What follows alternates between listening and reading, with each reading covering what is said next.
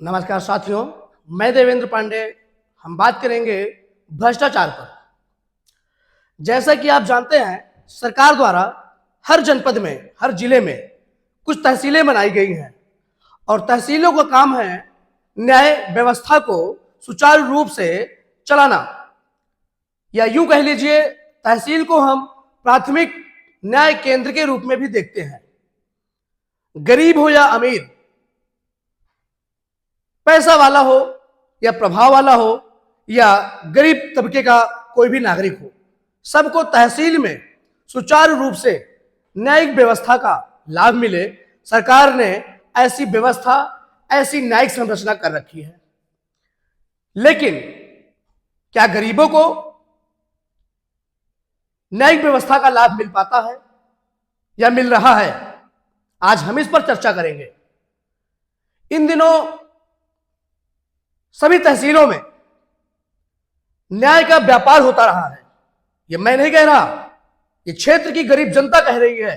वो पीड़ित व्यक्ति जिनका न्याय से भरोसा उठता जा रहा है, ये सरकार ने नहीं किया। सरकार ने तो एक ऐसा ढांचा तैयार किया है कि हर घर में, हर व्यक्ति को सुलभ न्याय मिले, उनके दरवाजे दरवाजे जाके न्याय मिले, ऐसी व्यवस्था, ऐसी संरचना की गई है सरकार द्वारा। लेकिन बीच में बैठे कुछ बिचौलिए, कुछ दलाल और कुछ भ्रष्टाचारी प्रवृत्ति के अधिकारी कर्मचारी, जिन्होंने न्यायिक व्यवस्था को पूरी तरीके से चौपट कर दिया है। जी हां, हम बात कर रहे हैं जनपद कौशाम्बी में अपने ही तहसील चायल की। इन दिनों तहसील चायल में भ्रष्टाचार का आलम यह है, जो ना तो सरकार के उन आदेशों का पालन करते हैं जिन आदेश में सरकार ने कहा है। वसीयत से हम लेते हैं।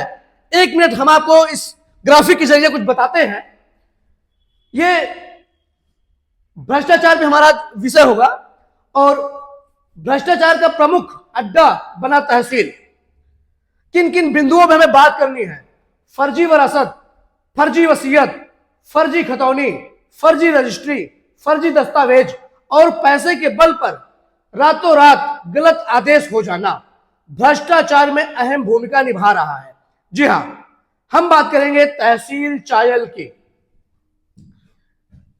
यदि भ्रष्टाचारियों का narco polygraph brain mapping test होने लगे और यदि इस पे ये सही पाए जाते हैं, इनका भ्रष्टाचार सही पाया जाता है, तो 100% इनकी संपत्ति जब्त करने, इनकी नागरिकता खत्म करने और 1 वर्ष में जो उचित दंड हो इनको वो उपलब्ध हो जाए, तो शायद भ्रष्टाचार खत्म हो जाए। लेकिन नहीं दोस्तों, हमारे यहां भ्रष्टाचार एक, कह लीजिए कि छोटी व्यवस्था, जिसपे कोई दंड, कठोर दंड का प्रावधान ही नहीं है। यदि हम बात करें तहसील चायल की, और भी तहसीलों में होता है, लेकिन मैं तहसील की जो रिपोर्टिंग कर रहा हूं या तहसील का जो वहां का जो आउटपुट आ रहा है, लोगों से हमें जानकारी मिल रही है, पीड़ितों से हमें जानकारी मिल रही है। उन्होंने बताया, साहब यहां पे फर्जी वरासत होती है, यहां पे फर्जी वसीयत होती है, खतौनी में फर्जी एंट्री की जाती है, फर्जी दस्तावेज तैयार किए जाते हैं और पैसे के बल पर रातों रात मनमानी आदेश करा लिया जाता है। सरकार ने कहा है, उत्तर प्रदेश सरकार ने कहा है, वसीयत, यदि वसीयत पे कानूनन गवाह, बयान और जिरा हो जाता है तो समय से ऑर्डर होने चाहिए। वरासत, यदि वरासत में किसी प्रकार कोई विवाद नहीं है तो तुरंत आदेश हो जाना चाहिए।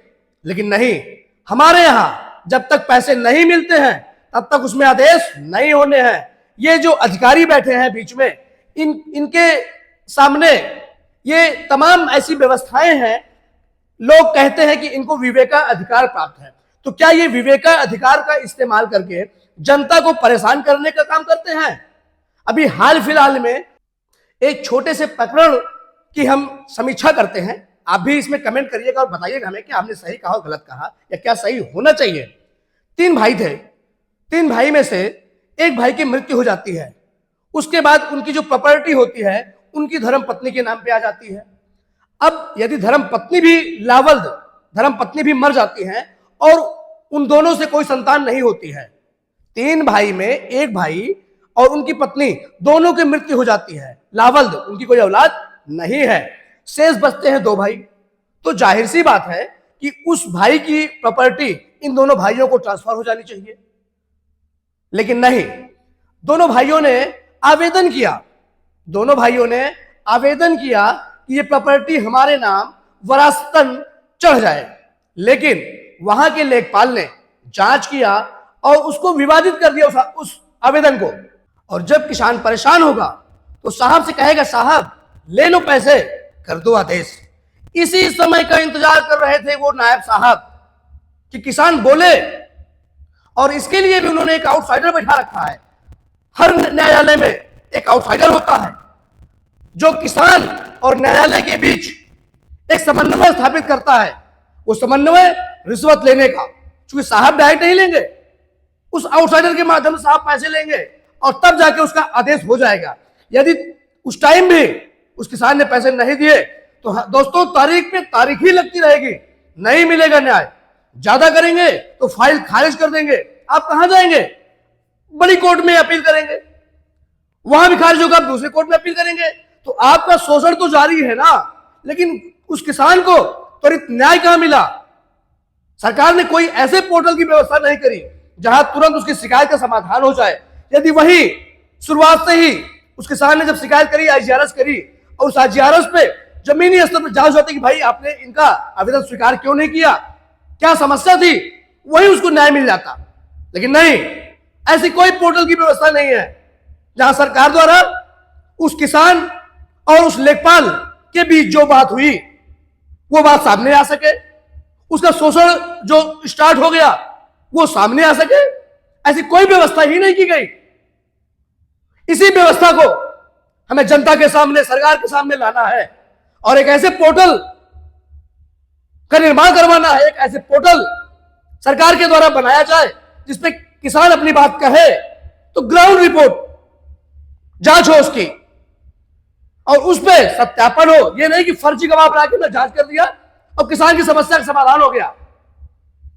तो किसान की समस्या का समाधान तभी होगा जब किसान जागेगा, जब जनता जागेगी और इन रिश्वतखोरों को मुंह तोड़ जवाब देगी, इनका विरोध करेगी।